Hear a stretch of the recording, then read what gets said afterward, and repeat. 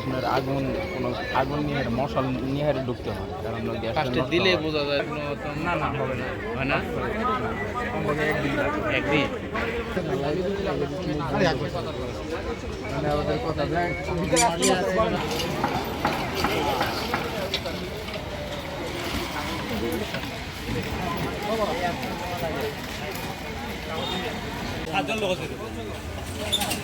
খালি ঢাকা হোক বা পড়ার বগুড়া হোক, খালি এক খালি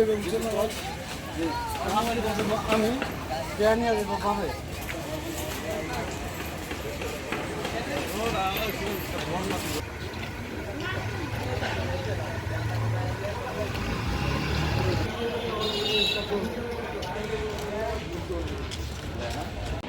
পুলিশ নিয়ম অনুযায়ী মামলা করছে, আমরা মামলা করছি। এখানে আমরা এখন ময়নাতদন্ত করে লাশ দেশের বাড়িতে পাঠিয়ে দিতেছি। পরবর্তীতে আমরা পদক্ষেপ নিব বা আমরা একটা সুষ্ঠু বিচার চাই। এটাতে যেখানে এই ট্যাঙ্কিতে, সেফটি ট্যাঙ্কিতে 3 দিন আগে খুলে রাখার কথা, এটা না খুলে যে লেবারদের নামানো হলো, এদের যে এই মৃত্যুটার জন্য দায়ী হলো যারা কাজ করাইতেছে, তারা দায়ী। বিল্ডিং মালিক, সাইট কন্ট্রাক্টর, আর এরা দায়ী। এরা 600 টাকা রোজে কাজ করে। এইসব এই ছেলেটা যে ছেলেটা মারা গেছে গাইবান্ধার, এই ছেলে ইন্টার সেকেন্ড ইয়ার পড়তেছে। এখান থেকে লেখাপড়া এই কাজ করে লেখাপড়া বাড়িতে গিয়ে পরীক্ষা দেয়। এই ছেলেটারে বিয়ের কথা হলো 19 তারিখে বিয়ে দিতে আসছিল। এই ছেলেটারে নিয়ে আজ আমি কাজে লাগাইলাম, ও তো বোঝে না 600 টাকা রোজে কাজ করে। এই ছেলেটার কাজে লাগালাম, ছেলেটা আমি ট্যাঙ্কির মধ্যে ঢুকাইলাম, এখানে গ্যাস সৃষ্টি আসছিল। এখানে ও আরেকজন উদ্ধার করতে যায়, ওও মারা গেল।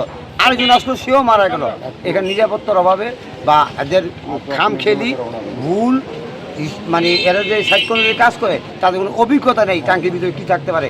একটা নিরীহ ছেলে, গ্রামের ছেলে আসে কাজ করে, আমরা তাদের ঢুকাই দিই ওখানে। আচ্ছা, এই যে 3 জন মারা গেছে তাদের নামগুলো কি? একজন নাম হলো ইব্রাহিম, একজন নাম হলো ফিরোজ, আরেকজন নাম হলো শাহিন। 3 জন।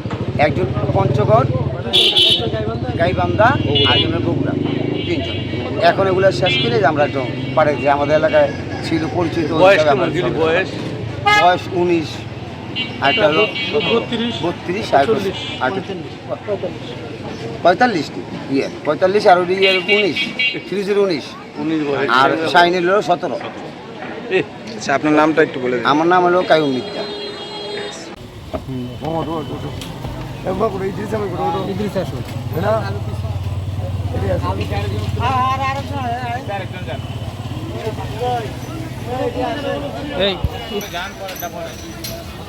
ঢাকা গেলে তো আমরা দেখতে নকল পর্যন্ত যায় না।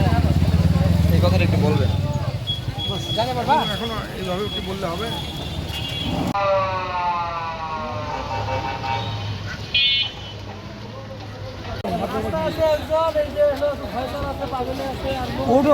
উঠে যাও না কে?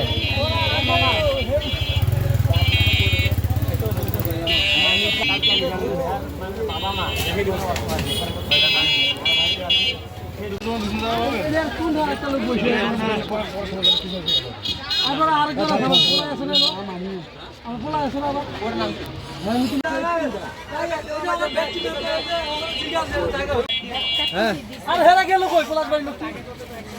এ ভাই